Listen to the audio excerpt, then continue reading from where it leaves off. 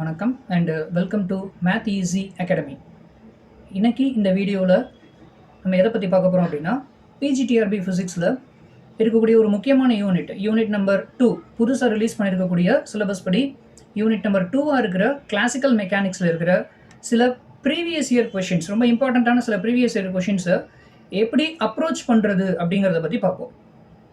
வீடியோக்குள்ளே போகலாம். So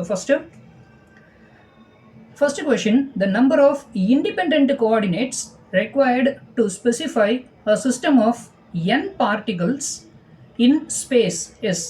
Actually questionல என்ன சொல்லியிருக்காங்கன்னா, ஒரு சிஸ்டம் இருக்குது, அந்த சிஸ்டத்தில் n நம்பர் ஆஃப் பார்ட்டிகிள்ஸ் இருக்குது. இப்போ இந்த சிஸ்டத்தை ஸ்பெசிஃபை பண்ணுறதுக்கு எவ்வளவு minimum number of independent variables அல்லது இண்டிபெண்ட் கோஆர்டினேட்ஸ் தேவை அப்படின்னு கேட்டிருக்காங்க. இந்த கொஷினை பொறுத்த வரைக்கும் நம்ம முக்கியமாக ஒரு சின்ன ஃபார்முலாவை நம்ம ஞாபகம் வச்சுக்கலாம். என்னன்னா, ஆக்சுவலி இந்த ஃபார்முலான்னு சொல்ல முடியாது.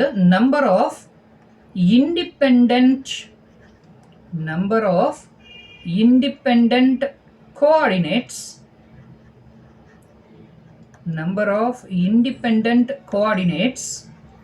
is equal to number of generalized coordinates and which is equal to number of degrees of freedom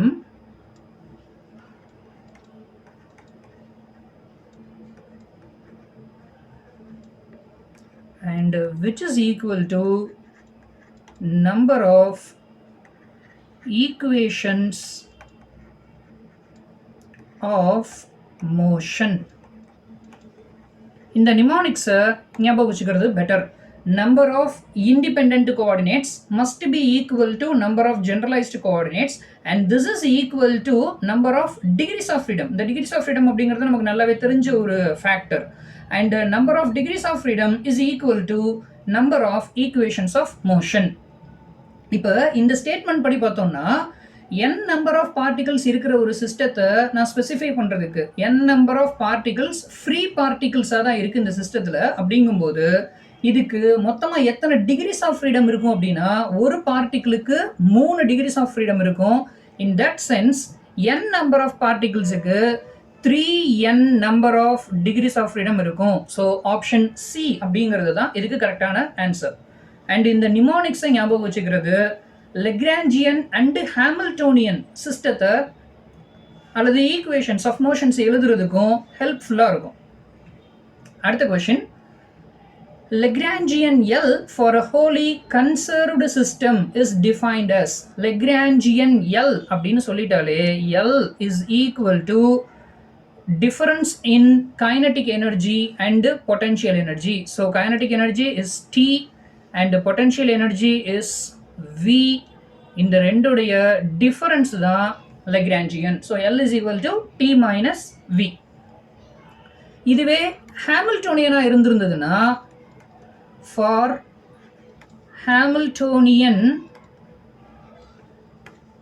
ஹாமில்டோனியனை ஹெச்னு சொல்லுவோம். So H is equal to T plus V அப்படிங்கிற ஃபார்முலாவில் வரும். அதே மாதிரி இப்போ இதே இடத்துல ஈக்குவேஷன்ஸ் ஆஃப் மோஷன் எப்படி எழுதுறது அப்படிங்கிறதையும் பார்த்துடலாம். ஸோ ஃபஸ்ட்டு லெக்ராஞ்சியனாக இருந்ததுன்னா, ஈக்குவேஷன் ஆஃப்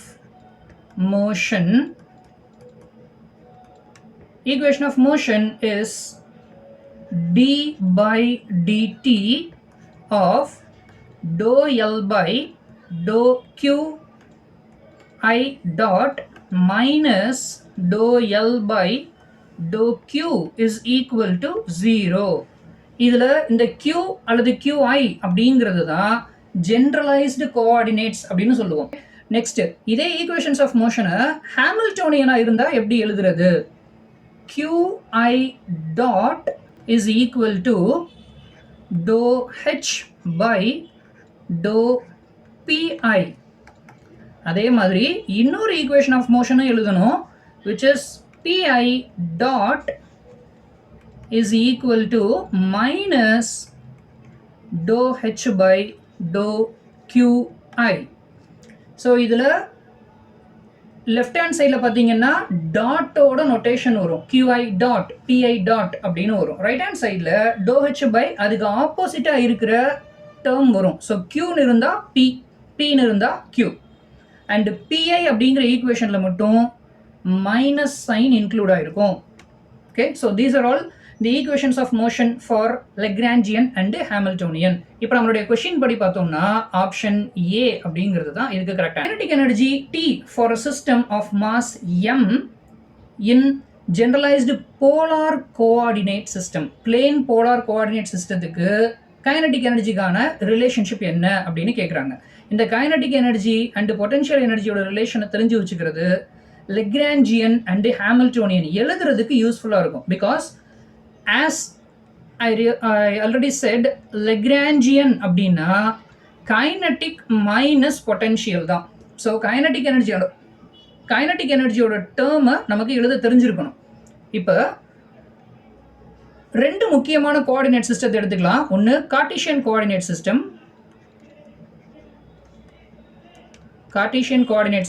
இன்னொன்று சிலிண்ட்ரிக்கல் கோஆர்டினேட் சிஸ்டம். ஒன்று கார்ட்டீசியன் கோஆர்டினேட் சிஸ்டம், இன்னொன்று cylindrical coordinate system. So Cartesian coordinate சிஸ்டமாக இருந்ததுன்னா kinetic energy is half m into x dot square plus y dot square plus z dot square. Because Cartesian coordinate system அப்படிங்கிறது is a system of x, y, z variables. And cylindrical coordinate அப்படின்னு எடுத்துக்கிட்டோம்னா r, θ and z. So இப்போ இதுக்கு half m into r dot square plus r square θ dot square plus z dot square அப்படின்னு வரும். இங்கே அவங்க கேட்டிருக்கிறது சிலிண்ட்ரிக்கல்னு கேட்கல, அதுக்கு பதிலாக பிளேன் போலார் கோஆர்டினேட் சிஸ்டம்னு கேட்டிருக்காங்க. சிலிண்ட்ரிக்கல் கோஆர்டினேட் சிஸ்டம் அப்படிங்கிறது is nothing but a cylinder.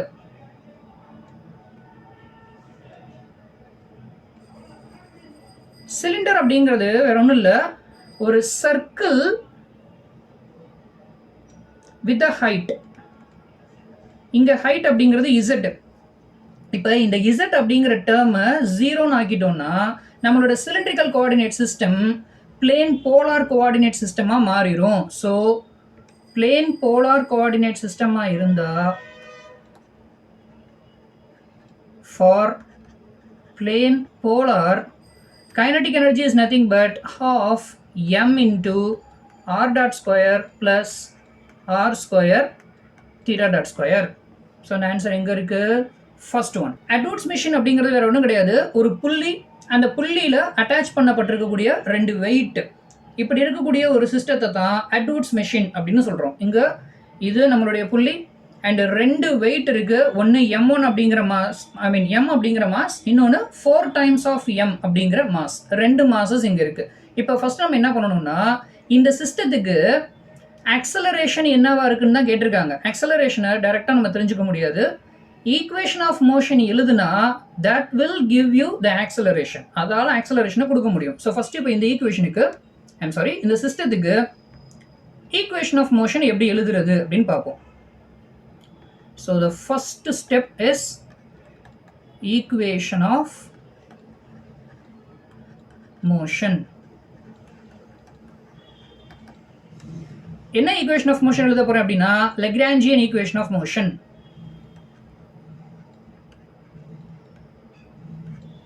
ஏற்கனவே நமக்கு தெரியும் லெக்ராஞ்சியன் அப்படின்னா L is equal to T minus V அப்படின்னு நமக்கு தெரியும். ஸோ இப்போ இந்த சிஸ்டத்துடைய கைனடிக் எனர்ஜி என்ன அண்ட் பொட்டன்ஷியல் எனர்ஜி என்ன அப்படின்னு நம்ம தெரிஞ்சுக்கணும். ஸோ ஃபஸ்ட்டு இதில் நான் என்ன பண்ணுறேன்னா இந்த மாஸ் m அண்டு 4m இந்த ரெண்டையும் ஏதோ ஒரு கயரை வச்சு தான் கட்டியிருக்காங்க. அப்போ இந்த கயருடைய லென்த்து, ஹோல் லென்த்து L அப்படின்னு நான் எடுத்துக்கிறேன். ஸோ L அப்படிங்கிறது ஸ்ட்ரிங் லென்த், இந்த கயரோட மொத்த நீளம் அப்படிங்கிறத எல்லுன்னு எடுத்துக்குவோம். இந்த எல் லென்த்தில் எம் அப்படிங்கிற மாசு ஒரு எக்ஸ் அப்படிங்கிற லென்த்தை எடுத்துக்குது அப்படின்னு வச்சுக்கிட்டோம்னா மிச்சம் another distance L minus X அப்படிங்கிறது தான் இந்த 4m அப்படிங்கிற மாஸ் எடுத்திருக்கும். ஸோ டோட்டலி எல் அப்படிங்கிற லென்த் நமக்கு கிடைச்சிரும். ஸோ இப்போ ஃபஸ்ட்டு முதல் டிஸ்பிளேஸ்மெண்ட்டை S1ன்னு வச்சுக்குவோம். S1 அப்படிங்கிற டிஸ்பிளேஸ்மெண்ட்டை எம் அப்படிங்கிற மாஸ் கிரியேட் பண்ணுது, இந்த லென்த்து எக்ஸு. அதே மாதிரி அடுத்து S2 எடுத்துக்கிட்டோம்னா is simply L minus x. இப்போ அடுத்தது இதுக்கு நான் டாட் எடுக்கிறேன். So S1 dot is equal to dx by டிடின்னு வரும். ஸோ அது எக்ஸ் டாட். அதே மாதிரி S2 dot is equal to minus x dot. Differentiate பண்ணியிருக்கேன். எல் அப்படிங்கிறது கான்ஸ்டன்ட், எல் அப்படிங்கிறத நம்ம ஃபிக்ஸ்டு லென்த்துன்னு தான் எடுத்திருந்தோம். ஸோ அதனால் எல் அப்படிங்கிறது 0 ஆயிரும். இப்போ ரெண்டு டிஸ்பிளேஸ்மெண்ட்டை நம்ம கால்குலேட் பண்ணியாச்சு. நெக்ஸ்ட்டு கைனட்டிக் எனர்ஜி எழுதிடலாம். So kinetic energy is equal to half, first வெயிட்டுக்கு எழுதுவோம் m1 into x dot square. அடுத்து plus half m2 into x dot square. Okay, இங்கே நான் ஒரு மாசை m1 அப்படின்னு எடுத்திருக்கேன், இன்னொரு மாசை நான் m2 அப்படின்னு எடுத்திருக்கேன். மேபி அது 4m அண்டு m அப்படிங்கிறத கால்குலேட் பண்ணலாம், டெசிக்னேட் பண்ணலாம். இப்போ கைனடிக் எனர்ஜி எழுதியாச்சு. அடுத்தது for potential energy.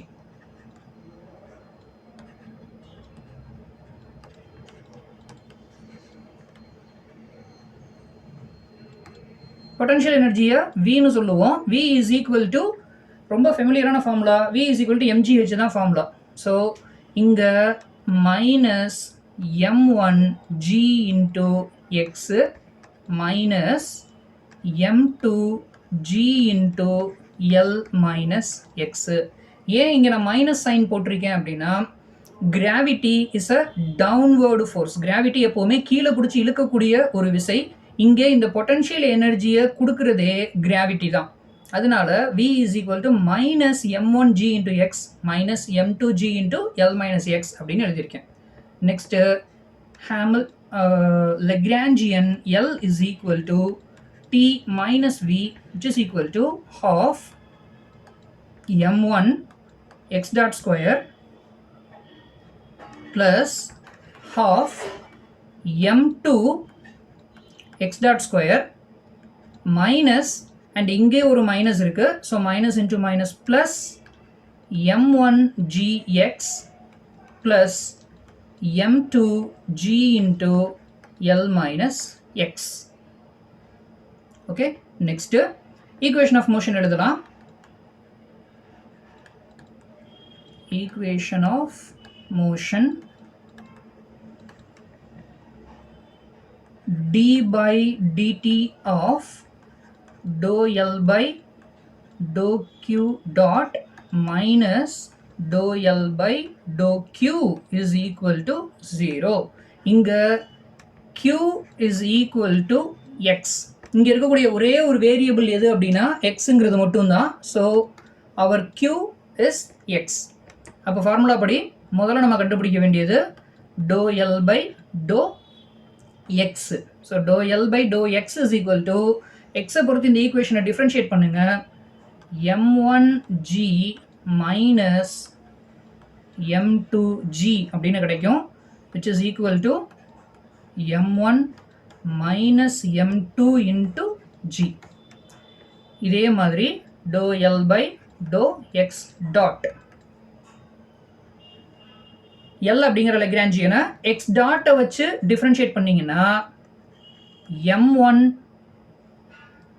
Plus m2 into x dot அப்படின்னு கிடைக்கும்.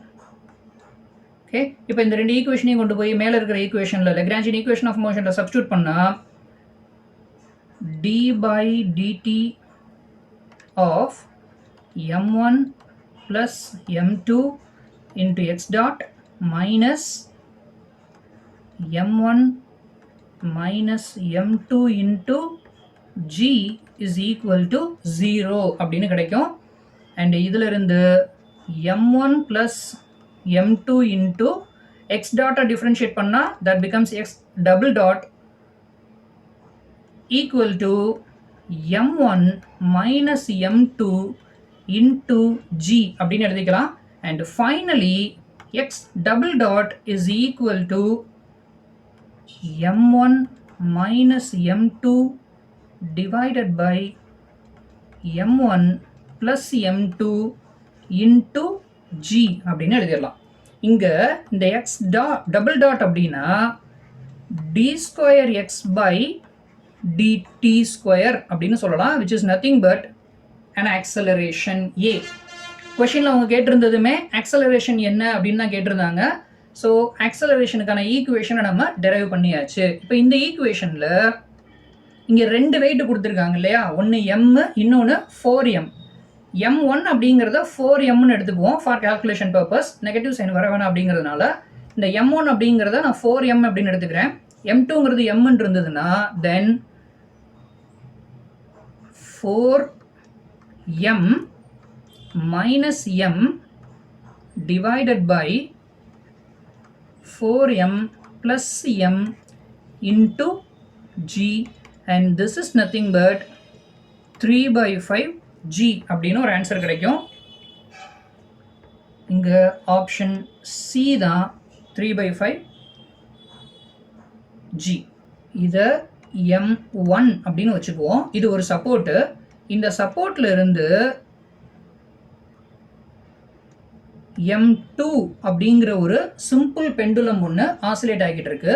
பட் இங்கே பியூட்டி என்னன்னா, இந்த m1 அப்படிங்கிற சப்போர்ட்டும் ஸ்டாண்டிங்காக இல்லை, இதால் மூவ் பண்ண முடியும் in one direction. So X அப்படிங்கிற ஒரு டைரக்ஷன் எடுத்துக்கிட்டோம்னா இந்த எக்ஸ் டைரக்ஷனில் இந்த மாஸ் மூவ் ஆகிட்டே இருக்கும்.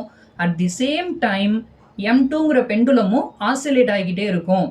இப்போ இந்த பெண்டுலத்துடைய ஃப்ரீக்குவன்சி என்ன அப்படின்னு கேட்டிருக்காங்க. இதுக்கும் நம்ம ஆக்சுவலி ப்ரீவியஸாக பண்ண அட்வுட்ஸ் மெஷின் மாதிரியே கம்ப்ளீட்டாக லெக்ராஞ்சியனை டெரைவ் பண்ணணும். லெக்ராஞ்சியன் ஈக்குவேஷன் ஆஃப் மோஷனை மட்டும் எழுதுகிறேன். Theta double dot plus m1 plus m2 divided by m1 into g by l into theta is equal to 0. Maybe இதோடைய ஃபுல் டெரிவேஷன் உங்களுக்கு தேவைப்பட்டதுன்னா கிளாசிக்கல் மெக்கானிக்ஸ் பை உபாத்தியாயா அப்படிங்கிற புக்கில் இதோடைய கம்ப்ளீட் டெரிவேஷன் இருக்கும். இதுதான் நம்மளோட ஃபைனல் ரிசல்ட். இப்போ இந்த ஈக்குவேஷனை கொஞ்சம் கவனிச்சோம்னா x double dot plus omega square x is equal to 0 அப்படிங்கிற சிம்பிள் ஹார்மானிக் மோஷன் மாதிரியே இருக்கும். சிம்பிள் ஹார்மானிக் மோஷனுடைய ஈக்குவேஷன் தான் இது. இதில் இருந்து டைம் பீரியடை நம்மளால் கண்டுபிடிக்க முடியும். Time period t is equal to 2π/ω. And time period தெரிஞ்சிருச்சுன்னா frequency is equal to 1/t அப்படின்னு சப்ஸ்டியூட் பண்ணிட முடியும். இப்போ இதில் இருந்து நம்மளோட கேஸில் omega is nothing but root of m1 plus m2 divided by m1 into g by l. So இதுதான் நம்மளுடைய கேஸில் ஒமேகா. இப்போது ஃப்ரீக்வன்சி வேணும்னா 1/t which is equal to 1/2π into omega. So 1/2π into root of m1 plus m2 divided by m1 into g by l. So in the option is nothing but option D. Hamilton's canonical equation of motion or already நம்ம ஒரு ஸ்லைடில் இதை பற்றி பேசியிருந்தோம். Left hand சைடில் dot நோட்டேஷனோடு இருக்கணும். So எல்லா ஆப்ஷன்ஸ்லையுமே left hand சைடில் இருக்கிறது டாட் நோட்டேஷன்ஸோடு தான் இருக்குது. ரெண்டாவது நம்ம என்ன செக் பண்ணணும், QI அப்படின்னு இருந்ததுன்னா டினாமினேட்டரில் PI அப்படின்னு வரணும். ஸோ இதை செக் பண்ணிக்கணும். அடுத்து நம்ம எதை செக் பண்ணணும் அப்படின்னா மைனஸ் சைன். இந்த மைனஸ் சைன் அப்படிங்கிறது PI டாட் இருக்கிற ஈக்குவேஷனில் மட்டும்தான் இருக்கணும், இங்கே மட்டும்தான் இருக்கணும். ஸோ ஆப்ஷன் ஏ அப்படிங்கிறது தான் கரெக்டான ஈக்குவேஷன். இது ஒரு மெமரி பேஸ்டு கொஷின் தான். அடுத்தது அதே ஈக்குவேஷன் பட் ரிப்பீட் பண்ணியிருக்காங்க. முதல் நம்ம பார்த்தது பிஜிடிஆர்பி 2022ல கேட்கப்பட்ட கேள்வி, இது 2019ல கேட்கப்பட்ட கேள்வி. But both are same. First ஆப்ஷனை கவனிச்சிங்கன்னா QI dot is equal to PI dot அப்படின்னு வந்துருச்சு. ஸோ டெஃபினட்டாக இது இருக்க முடியாது. ரெண்டாவது எடுத்துக்கிட்டிங்கன்னா PI டாட் QI தான் இருக்குது along with the negative sign. இப்போ தான் கொஞ்சம் நேரத்துக்கு முன்னாடி பார்த்தோம். ஸோ ஆப்ஷன் பி அப்படிங்கிறது தான் இதுக்கு கரெக்டான பதில். If the Lagrangian of a system is not a function of a given coordinate qk, then the coordinate qk is said to be cyclic only if. இந்த cyclic coordinate அப்படிங்கிறது ரொம்ப முக்கியமான ஒன்று லெக்ராஞ்சியனை பொறுத்த வரைக்கும். Lagrangian as well as Hamiltonian ரெண்டுலையுமே. இப்போ லெக்ராஞ்சியன் ஈக்குவேஷன் ஆஃப் மோஷன் என்ன அப்படின்னா d by dt of dou L by dou qi dot minus dou L by dou qi is equal to 0 அப்படின்னு நமக்கு தெரியும். இப்போ நான் ஒரு ஜெனரலைஸ்டு கோஆர்டினேட் எடுத்துக்கிறேன், அது qk அப்படின்னு வச்சுக்கிறேன். இப்போ இந்த qkவை சைக்ளிக்னு சொல்லணும். சைக்ளிக் கோஆர்டினேட் ஆர் இதுக்கு இன்னொரு பேர் இருக்கு, இக்னோரபிள் கோஆர்டினேட்.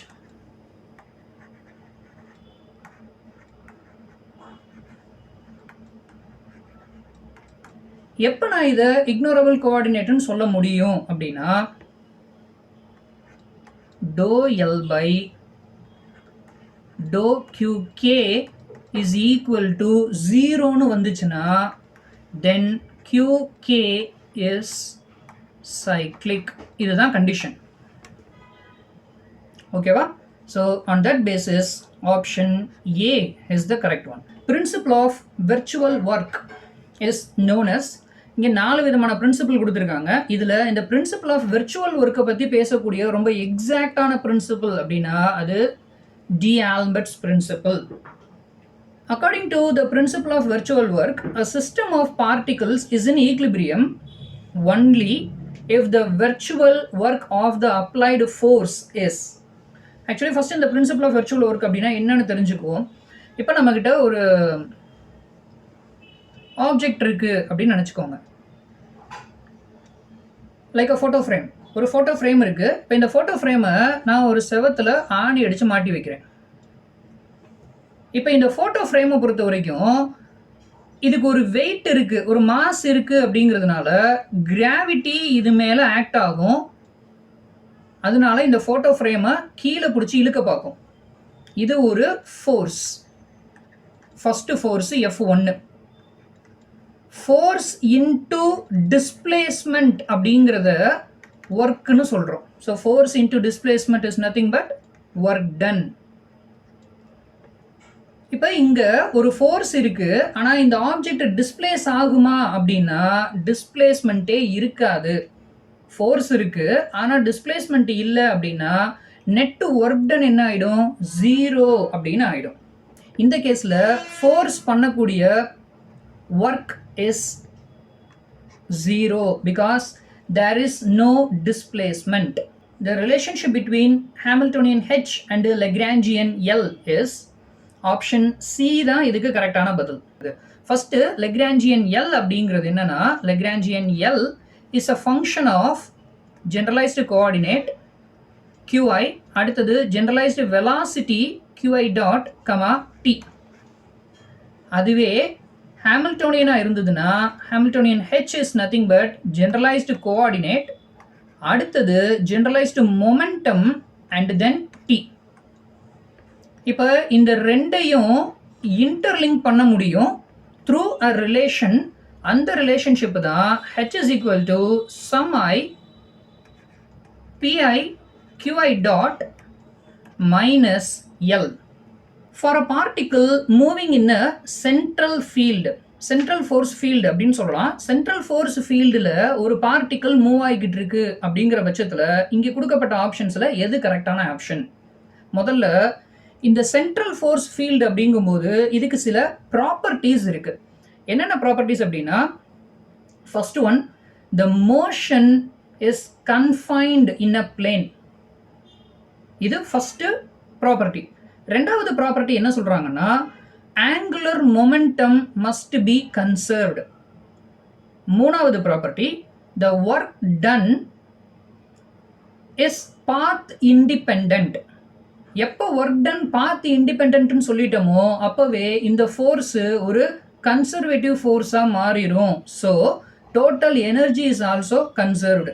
இந்த நாலும் சென்ட்ரல் ஃபோர்ஸ் ஃபீல்டுக்கு ரொம்ப முக்கியமான ப்ராப்பர்ட்டிஸ். இந்த ப்ராப்பர்ட்டிஸில் இங்கே கொடுக்கப்பட்டதை கவனிச்சோம்னா டோட்டல் எனர்ஜி இஸ் நாட் கன்சர்வ்டுன்னு சொல்லியிருக்காங்க, ஆப்ஷன் டி. ஸோ அது டெஃபினட்டாக தப்பு. அண்ட் ஃபர்ஸ்ட் ப்ராப்பர்ட்டி நான் சொன்னது the motion must confined in a plane. So option C அப்படிங்கிறது தான் கரெக்டான பதில்.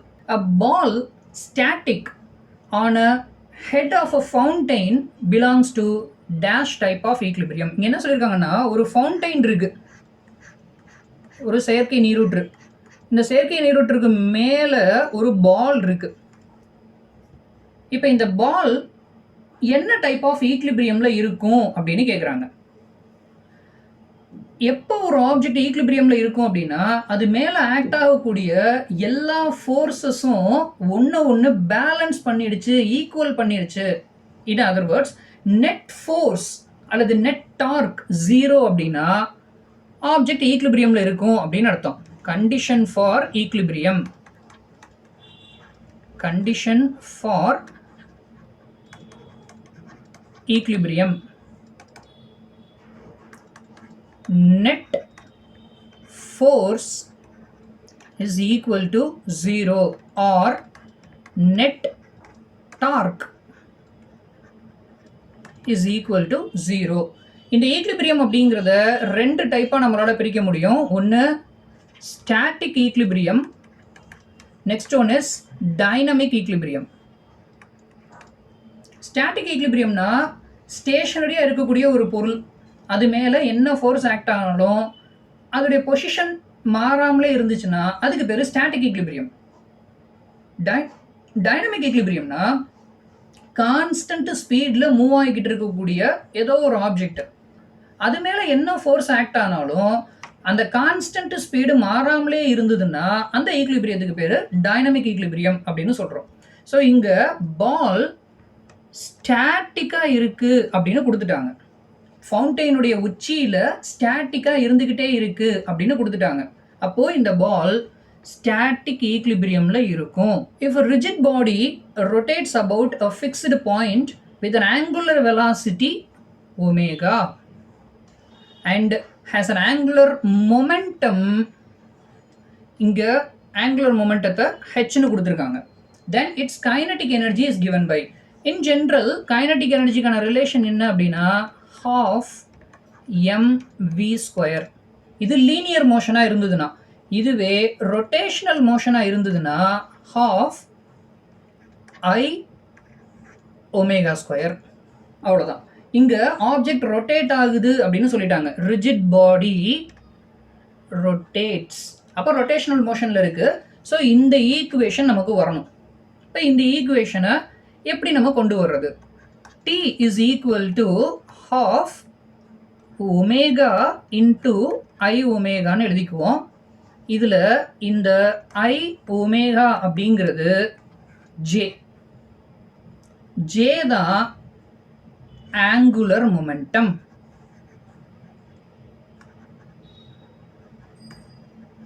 J is called angular momentum and omega அப்படிங்கிறது ஆல்ரெடி ஆங்குலர் வெலாசிட்டின்னு சொல்லியாச்சு. So half omega dot J அப்படின்னு வரும். இங்கே இந்த ஜேவுக்கு பதிலாக அவங்க ரெப்ரசன்ட் பண்ணியிருக்கிற letter H. So T is equal to half omega dot H. Liouville's theorem in the phase space is defined as. Liouville's தியரத்தவே ஸ்ட்ரெயிட்டாகவே கொடுத்துட்டாங்க. கம்ப்ளீட்லி ஒரு memory based question. So A is equal to dou rho by dou t is equal to 0. Classical மெக்கானிக்ஸில் ரெண்டாவது பார்ட்டாக இருக்கக்கூடிய relativity சம்மந்தப்பட்ட சில கொஷின்ஸ் நம்ம பார்ப்போம். In the Lorentz transformation equation for x prime is. X அப்படிங்கிறதுக்கும் எக்ஸ் ப்ரைமுக்கும் இருக்கக்கூடிய தொடர்பு என்ன அப்படின்னு கேட்டிருக்காங்க. அதுதான் ஆக்சுவலாக கொஷின். எக்ஸ் அப்படிங்கிறது ஒரு particular frame of reference. Say for example stationary frame of ரெஃபரன்ஸ்னு வச்சுக்கோங்க. எக்ஸ் ப்ரைம் அப்படிங்கிறது moving frame of reference. So moving frame of ரெஃபரன்ஸில் இருந்து ஸ்டேஷனரி ஃப்ரேம் ஆஃப் ரெஃபரன்ஸை ரிலேட் பண்ணக்கூடிய ஈக்குவேஷன் என்ன அப்படிங்கிறதான் கேள்வி. X prime is equal to x minus VT divided by root of 1 minus we square by C square அப்படிங்கிறது தான் கரெக்டான ஆன்சர். இதில் இந்த root of 1 minus we square by C square அப்படிங்கிறத லாரன்ஸ் ஃபேக்டர்னு சொல்லுவோம். ரிலேட்டிவிட்டிக்குள்ளே வந்துட்டோம்னா எல்லா ஈக்குவேஷன்லையுமே இந்த லாரன்ஸ் ஃபேக்டர் அப்படிங்கிறது இன்வால்வ் ஆகிக்கிட்டே தான் இருக்கும்.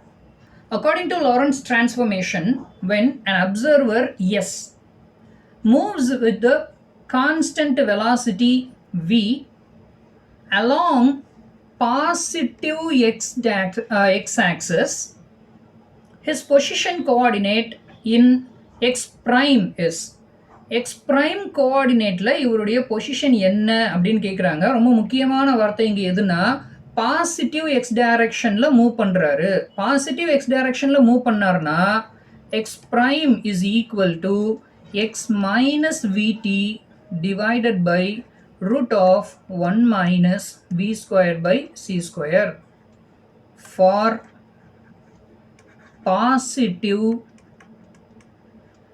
X axis. இதுவே ஒருவேளை நெகட்டிவ் டைரக்ஷனில் மூவ் பண்ணியிருந்தாங்கன்னா then x prime is equal to x plus VT divided by root of 1 minus we square by C square. So this is for negative x axis. Okay, இங்கே பாசிட்டிவ்னு சொல்லிட்டாங்க. So option C. இது time dilation அப்படிங்கிற கான்செப்டில் வரக்கூடிய question. Time dilation ரிலேட்டிவிட்டியை பொறுத்த வரைக்கும் சில முக்கியமான கான்செப்ட் இருக்குது. அது என்னென்ன அப்படின்னா time dilation, length contraction,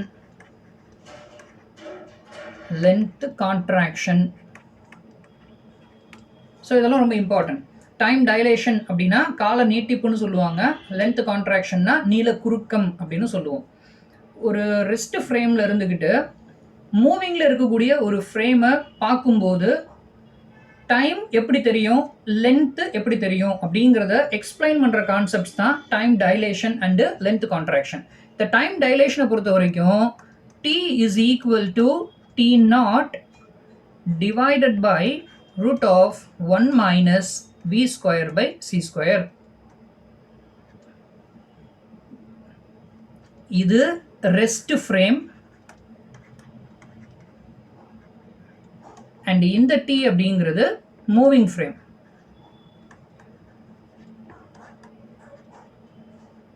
okay, அதே மாதிரி லென்த் கான்ட்ராக்ஷனாக இருந்ததுன்னா l is equal to l naught into root of 1 minus we square by C square. Again இந்த நாட் அப்படின்னு வந்துச்சுன்னா அது ரெஸ்ட். அந்த நாட் இல்லாமல் வர்றது மூவிங் ஃப்ரேம். ஓகே, இங்கே டைம் டைலேஷனை பற்றி கேட்டிருக்காங்க அப்படிங்கிறதுனால t is equal to t naught divided by root of 1 minus we square by C square அப்படிங்கிறது தான் correct. So option A. The mathematical equations for the transformations of measures of spatial position and the time between two observers A and B who are moving relative to one another with constant speed is known as. எந்த டிரான்ஸ்ஃபர்மேஷனை use பண்ணி இதை நம்மளால் solve பண்ண முடியும் அப்படிங்கிறது தான் கேள்வி. Actually இதுக்கு பதில் லாரன்ஸ் டிரான்ஸ்ஃபர்மேஷன். இது ஒரு ஃபெமிலியரான ஈக்குவேஷன் தான், அதை கொஞ்சம் மாடிஃபை பண்ணி எழுதியிருக்காங்க, அவ்வளோதான். The change in energy produced by a given change in the rest mass. Already we know that E is equal to mc square. இதில் சேஞ்ச் இன் எனர்ஜி அப்படிங்கிறது என்ன, del E. Change in mass அப்படிங்கிறது என்ன, del m c square.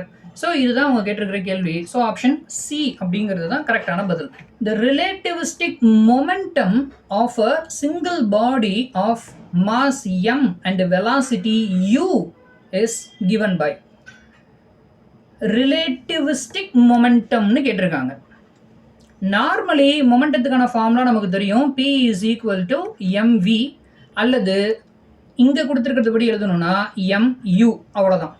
But எப்போ இந்த relativistic அப்படிங்கிற வார்த்தை வந்துருச்சோ Lawrence factor அங்கே சேர்ந்துடணும். லாரன்ஸ் ஃபேக்டர், அந்த லாரன்ஸ் ஃபேக்டரை தான் இங்கே கொடுத்துருக்காங்க. gamma is equal to root of 1 minus b square by c square அப்படின்னு கொடுத்துருக்காங்க. ஓகே, இப்போ இந்த p is equal to mv கூட இந்த காமாவை சேர்த்துட்டிங்கன்னா காமா டைம்ஸ் mvன்னு வரும் இல்லையா, இதுதான் relativistic momentum. So option C அப்படிங்கிறது தான் கரெக்டான பதில்.